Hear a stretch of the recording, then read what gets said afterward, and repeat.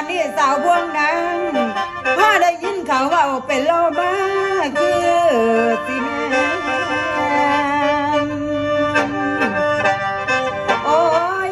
วัดพระทองคงเป็นบ่มีผู้อยู่ต่างอาลังมนมองหลวงพี่วันซึกมาจากลูกน้องแพ้ที่อยู่ของวัดเด้อน้องบ่มีคนมาปากสลาบุญกะถิ่นไว้ถอดประตูในใจซึกก็ซึกมาถอนมหาเมียที่ยำพังสาวบ้านเพื่อทะลำมีไม่ค่อยหลับตอนประจงทวนจีหวมไทย